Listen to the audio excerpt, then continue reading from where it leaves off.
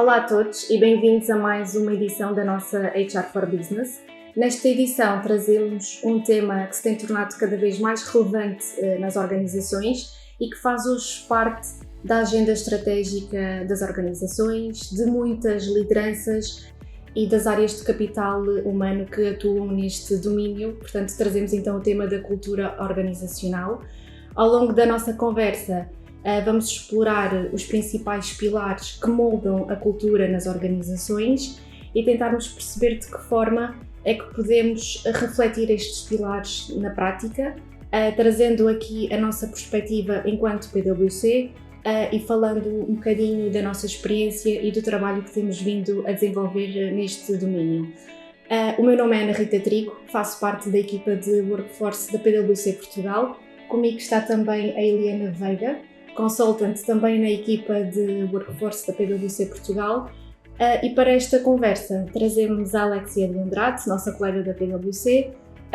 A Alexia acaba por ter aqui um percurso vasto ao nível da área de capital humano e em particular no desenho e na implementação de estratégias, iniciativas e práticas que acabam por impactar não só a cultura organizacional, como também a experiência das pessoas ao longo do seu percurso na organização. Alexia, muito obrigada por teres aceito o nosso convite. É um gosto ter-nos connosco nesta edição. Antes de entrarmos diretamente para o tema que trazemos hoje, gostávamos talvez que te pudesses apresentar e falar um bocadinho do teu percurso na PwC. Obrigada também pelo convite, é um gosto estar aqui convosco. Como já referiste, o meu nome é Alexia Andrade, faço parte da equipa de Human Capital da PwC Portugal, no nosso departamento interno de recursos humanos. Já estou na empresa há 9 anos, portanto tem sido um percurso algo longo, mas muito interessante nesta organização. Comecei a minha carreira na PwC na área de recrutamento e seleção. Passado 3 anos, apesar de gostar muito da área e da exposição e contacto com as áreas de negócio que o recrutamento me trazia, também com o próprio mercado de talento, achei que era interessante começar a perceber o que é que acontecia ao colaborador depois de entrar na organização, o depois. E, portanto, acompanhar todo esse ciclo de vida do colaborador passou a ser a minha maior área de interesse e a nossa empresa, com o seu crescimento e como se tornou uma empresa, e está-se a tornar uma empresa cada vez maior, complexa, com muitas nuances, fez todo o sentido para nós criar um departamento, ou uma sub-equipa dentro do departamento chamado Talent Strategy e People Experience. E é, portanto, essa equipa que eu lidero hoje em dia. Obrigada, Alexia. Portanto, pegando aqui na tua experiência e neste percurso que acabaste de descrever e entrando agora no tema da cultura organizacional, lançamos-te então aqui a nossa primeira questão. Quando falamos de cultura organizacional, o que é que isso significa na prática? Tanto para as pessoas como para a própria organização e porque é que continua a ser um tema tão central e tão estratégico nas organizações nos dias de hoje? Ótimo, obrigada. Então, importa primeiro definir o que é cultura organizacional. A cultura organizacional acaba por ser as normas, os comportamentos, as tradições inerentes a uma organização. E quando falamos de uma identidade interna, a cultura organizacional surge então como aquilo que é a personalidade, se quisermos personificar aquilo que é esta palavra, é a personalidade da organização, aquilo que nos caracteriza. Quando falamos também no que diz respeito às componentes da cultura organizacional, podemos considerar que são os comportamentos, as ações, a forma de falar, os hábitos, as práticas que compõem tudo aquilo que é o dia-a-dia de uma organização. Acaba por ser ainda um tema muito central, porque quando nós falamos daquilo que é o comportamento de uma organização, estamos a falar do tom e daquilo que é esperado por parte dos colaboradores e também da liderança. Portanto, é a consistência entre a mensagem que nós, enquanto empresa, queremos transmitir e depois aquilo que realmente acontece no dia-a-dia. E vamos falar um bocadinho sobre isso, quais são os padrões, quais são as expectativas e porque é que a cultura organizacional é determinante até para guiar os colaboradores naquilo que são as suas decisões do dia-a-dia e também para nós estabelecermos aquilo que é a expectativa e aquilo que ambicionamos para a nossa organização. Certo. Ok. Acabaste por falar muito de identidade, de comportamentos e, no fundo, da coerência que existe entre aquilo que a organização comunica e aquilo que realmente se vive no dia-a-dia. Portanto, e partindo dessa ideia, gostávamos agora de explorar os pilares que estão por trás da cultura organizacional. Na tua perspectiva, Alexia, quais são então estes pilares? Portanto, os principais pilares que moldam a cultura nas organizações e qual desses consideras particularmente crítico no contexto atual? Quando falamos na cultura organizacional, temos obrigatoriamente de falar naquilo que é a missão, naquilo que são os valores e também a visão da própria organização. A missão responde à pergunta: o que é que nós estamos aqui a fazer? Porque é que nós existimos e porque é que nós somos relevantes no mercado no qual atuamos? Quando falamos também na visão, é onde é que nós queremos estar daqui a uns tempos, no futuro. Nós estamos aqui atualmente, mas onde é que nós ambicionamos chegar e porque é que é relevante a nossa longevidade e a nossa sustentabilidade no mercado onde atuamos. E depois também os valores. Os valores acabam também por guiar os nossos comportamentos, as nossas decisões e basicamente são os princípios éticos também que determinam a forma como nós interagimos e também a forma como nós estamos na nossa organização. Isto se calhar é uma perspectiva mais de conceito, mais tradicional, mas também importa falar da evolução que tem existido nas organizações. E acho que todos nós notamos que tem existido uma mudança de percepção perante o trabalho, o sentimento perante o trabalho. Portanto, isto também tem a ver com uma questão geracional, mas também o contexto no qual vivemos e, portanto, evoluímos não só destas três componentes, da missão, da visão e dos valores, mas também para um aspecto que é muito importante, que é a segurança psicológica. A segurança psicológica é determinante nas nossas organizações, especialmente na nossa, porque permite que exista um conforto, permite que as pessoas se sintam seguras para inovar, para arriscar, para aprender com o erro, e quando nós estamos num ambiente onde isto acontece, quer dizer que mais rapidamente conseguimos corrigir aquilo que está menos bem, podemos falar sobre as coisas que poderiam ser diferentes sem medo de qualquer tipo de retaliação e, portanto, temos a oportunidade de nos ir renovando rapidamente para que consigamos sempre manter esse ambiente de trabalho, vamos chamar, mais harmonioso e onde todos conseguimos expor a nossa visão. Depois também falar sobre reconhecimento interno. É muito relevante existir em momentos formais de reconhecimento e, portanto, nós celebrarmos, reconhecermos aquilo que é o contributo e o esforço das nossas pessoas. Acho que qualquer pessoa, quando é reconhecida pelo trabalho e pelos seus contributos, acaba por querer fazê-lo novamente, ou fazer melhor, ou garantir que essa emoção continue a existir e, portanto, parar para celebrar é bastante importante para que esse reconhecimento exista e para que possamos também encontrar estratégias para chegar a cada uma das nossas pessoas. Acho que isto também é relevante porque muitas vezes quando falamos em reconhecimento, o que vem logo ao de cima é um reconhecimento monetário e, portanto, nem sempre tem de ser dessa forma. Todos nós somos motivados por aspectos diferentes e, portanto, se nós conseguirmos conhecer as nossas pessoas e adaptar estas estratégias de reconhecimento a cada uma, se calhar vamos encontrar formas muito interessantes e muito personalizadas de conseguir reconhecer esse esforço e esse contributo para a organização. Sim. Depois, por fim, falar no foco do colaborador. Possivelmente, no meio dos recursos humanos, já se tornam chavões, mas falar do bem-estar, falar da diversidade e inclusão, falar também do equilíbrio entre o trabalho e também a vida pessoal, é um tema que temos ouvido falar bastante, mas depois na prática como é que acontece? E as empresas também devem ter como pilar estratégico da sua cultura organizacional este aspecto de foco no colaborador, especialmente numa organização como a nossa, onde nós dependemos do tempo e do conhecimento das nossas pessoas, portanto, são essencialmente o nosso meio de conseguir contribuir com o nosso negócio. Precisamos de pensar sempre como é que nós podemos otimizar a experiência do nosso colaborador. Portanto, acabaste por descrever que na nossa perspectiva acabam por ser aqui pilares essenciais e é importante falarmos deles e principalmente da sua importância nas organizações. Eu penso que seria interessante, como passo seguinte, percebermos como é que tudo isto se materializa na prática e até podemos olhar para a nossa realidade interna na PwC e perceber, da tua perspectiva, Alexia, de que forma é que estes pilares se refletem então na prática, no nosso dia-a-dia na firma e que exemplos concretos de iniciativas têm vindo a ser implementados na PwC para reforçar, de facto, a nossa cultura organizacional. Obrigada. Aqui é uma oportunidade para falar um pouco mais como é que nós na PwC olhamos para a nossa cultura organizacional e também as práticas que temos colocado no nosso dia-a-dia para então também otimizar a experiência do colaborador, como eu falei, e também personificar aquilo que é a nossa missão, os nossos valores e também a nossa visão. Acho que o mais importante que nós temos feito nos últimos anos, e faço o exercício desde que eu entrei até à data de hoje, aquilo que tem sido a minha experiência, a cultura da PwC continua a ser exigente, orientada para resultados, aprendizagem rápida, mas também, na minha percepção, cada vez mais orientada para as pessoas, para o propósito e também para a colaboração. Para nós, acho que não é um segredo que trabalhar juntos é realmente a receita de um sucesso. E, portanto, falar nisso, acho que também é importante referir que nós temos criado uma consciência cada vez maior na forma como nós chegamos aos nossos resultados.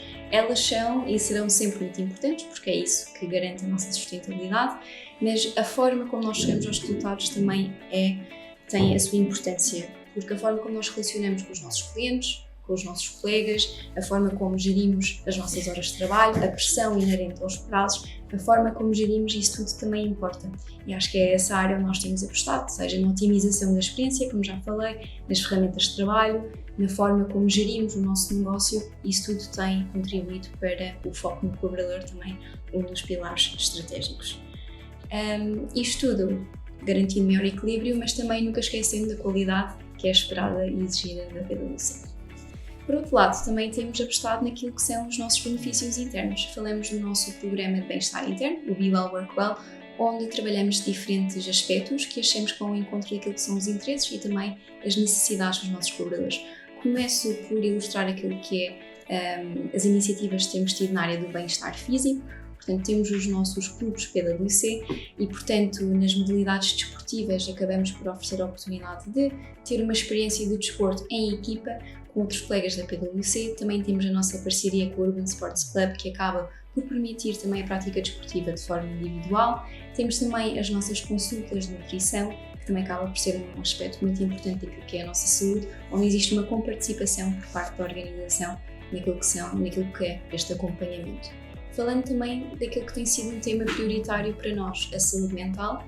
Portanto, também nós temos oferecido aos nossos colaboradores consultas de psicologia, portanto, algo que qualquer colaborador da PwC poderá aceder e ter esse acompanhamento, seja por uma questão de gerir os diferentes temas que vão surgindo ao longo da nossa vida, seja por um percurso de autoconhecimento.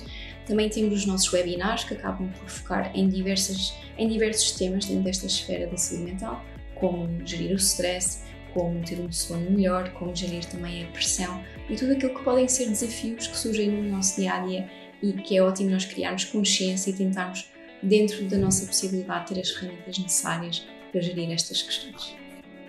Falar-vos também um pouco da parentalidade. Portanto, nós estamos numa empresa onde a nossa idade média ronda os 32 anos, portanto, acaba por ser um tema muito relevante e muito impactante para os nossos colaboradores e também temos procurado, nesse sentido, garantir acessos, apoios no que diz respeito à fertilidade. Acho que isso também é muito interessante enquanto empresa, nós querermos ajudar os nossos colaboradores a concretizar esse objetivo, esse sonho que muitas famílias têm.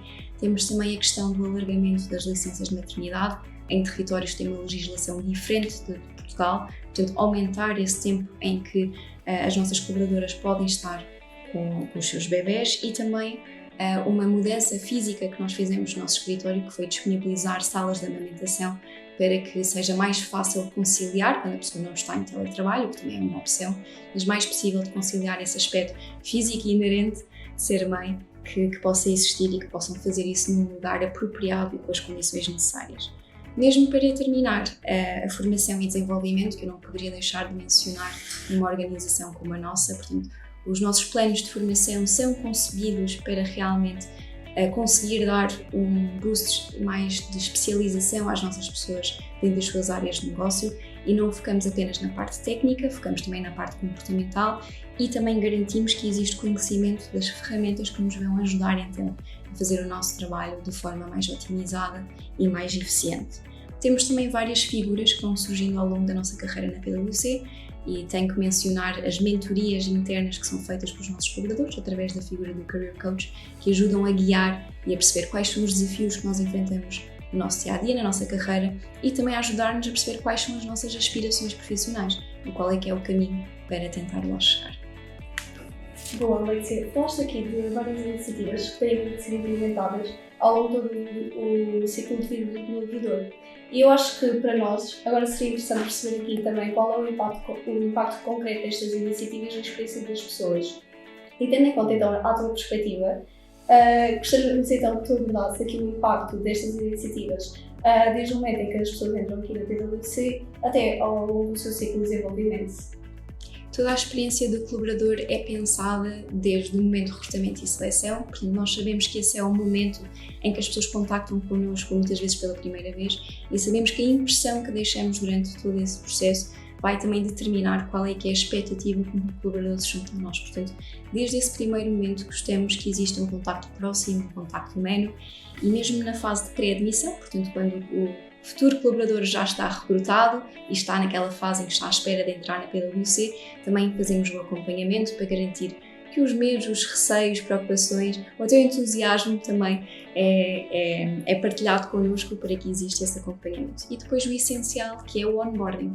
Mas nós também pensamos como é que vai ser o momento em que o colaborador chega ao nosso edifício, quem é que vai recebê-lo, como é que vai passar os seus primeiros dias na organização e, portanto, esse processo também está pensado para que a experiência do colaborador aconteça precisamente desde o primeiro momento em que realmente entra no nosso edifício e que começa a sua carreira connosco. Depois passamos para aquilo que é, se calhar, a jornada do meio, a parte do desempenhar, quando a pessoa já está connosco e já está integrada. A nossa dedicação diz respeito aos planos de formação, do acompanhamento, do próprio desenvolvimento mais personalizado que nós fazemos aos nossos colaboradores e também ajudar naquilo que é todo o seu percurso dentro da organização. Também importa falar das estruturas da nossa equipa, portanto nós trabalhamos sempre em equipa, com pessoas mais júniores, mais séniores, que têm o objetivo de ajudar a formar e também rever trabalho, para que nós nunca nos sintamos sozinhos num projeto ou num cliente. Por fim, até mesmo no processo de saída, nós nunca nos esquecemos também da experiência do colaborador, portanto, quando infelizmente um colaborador opta por abraçar uma nova oportunidade, nós também acompanhamos a saída, falamos com o colaborador, recolhemos feedback, até porque é uma ótima oportunidade para nós percebermos qual é que foi o contexto da saída e se correu de facto algo menos bem, podemos aplicar no imediato essa informação e tentar garantir este processo de melhoria contínua. Então, tendo aqui em conta esta mudança interna, que impacto tu achas que pode ter internamente ao nível da cultura e a forma também como as pessoas percepcionam esta mudança? Quando falamos em cultura organizacional, isto também engloba aquilo que são os símbolos, os elementos tangíveis, o slogan, o próprio logo da PwC. E, portanto, este rebranding quis, de alguma forma, mostrar o reposicionamento estratégico que a PwC procura para situar mais na era digital e também para mostrar mais do comum com os seus clientes que conseguimos trazer as suas visões para aquilo que é o valor real, um aspecto mais concretizável. E, portanto, com isto, se olharmos mesmo para a própria linguagem que o novo brand traz e também aquilo que é o nosso novo símbolo, a própria linguagem continua a ser muito focada naquilo que é a proximidade. Portanto, as mensagens principais diria que é a inovação e também a tecnologia e a proximidade. E quando falamos num tipo de comunicação que nós vamos passar a utilizar, e acho que também já utilizávamos, mas agora está mais reforçado, é a proximidade. Focar novamente nas pessoas, no seu desenvolvimento, em perfis curiosos, pessoas que queiram desenvolver-se connosco e abraçar também esta era tecnológica que vai ser crucial e já é crucial para todos os negócios. E falando mais detalhadamente sobre o nosso logo, que também sofreu uma alteração, neste momento o que nós podemos ver é que contamos com um tom de laranja muito mais vivo, que também leva-nos para o aspecto de energia e de renovação, que é a nossa imagem que vamos também transmitir mais do que nunca. Ok. Alexia, pegando em tudo isto que tu partilhaste durante a nossa conversa, portanto, no fundo, desde os pilares à prática, da experiência das pessoas à evolução da própria identidade que nós tivemos recentemente, tiveste agora a abordar este assunto, gostávamos agora de ampliar o nosso olhar para os desafios que as organizações enfrentam hoje. Portanto, e na tua opinião, quais são então estes desafios e de que forma é que as organizações podem ultrapassá-los?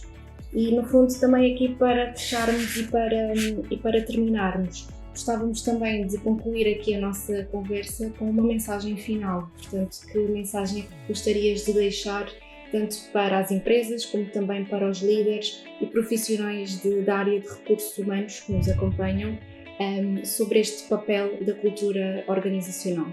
Obrigada. Eu acho que o principal desafio no que diz respeito à cultura organizacional é mesmo a coerência. Portanto, se aquilo que a organização pensa que é a sua cultura, a sua forma de comunicar, se isso depois também reflete naquilo que é a realidade do dia-a-dia dos colaboradores. E, portanto, garantir esta coerência, esta consistência é muito importante para existir alguma credibilidade naquilo que é a mensagem por parte da organização.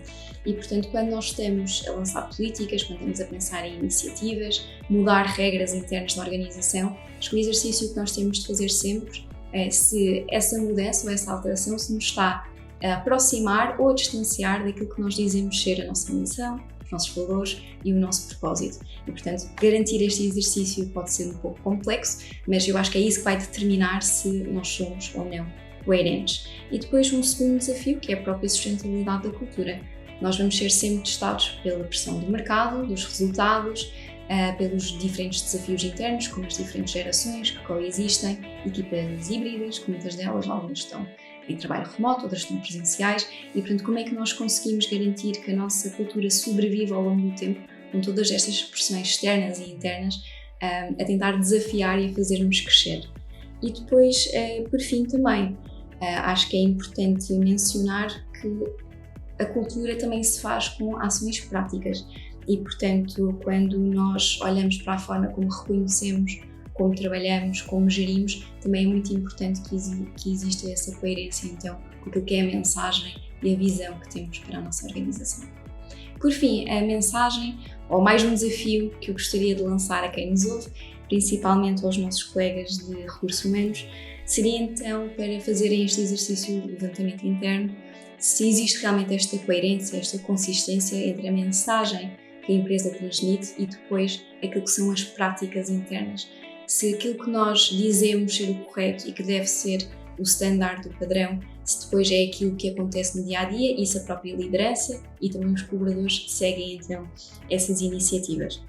E por fim, sabemos que nem sempre a tomada de decisão ou a orientação estratégica está nas mãos dos recursos humanos, mas isso não quer dizer que nós não tenhamos um papel muito importante naquilo que é a influência que nós exercemos sobre quem decide e ao partilhar a nossa visão, a nossa experiência, acho que o nosso objetivo enquanto profissionais desta área é tentar fechar esse gap entre aquilo que é a expectativa e depois aquilo que é a realidade. Okay.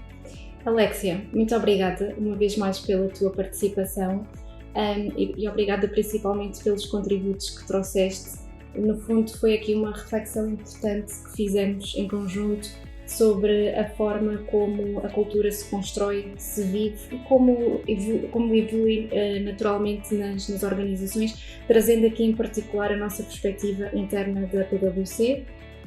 Esperamos que esta conversa tenha trazido contributos úteis e principalmente uma inspiração para os líderes e profissionais de recursos humanos que nos acompanham. Obrigada a todos por estarem desse lado e por acompanharem mais uma edição da HR for Business. Até à próxima. Obrigada. Obrigada.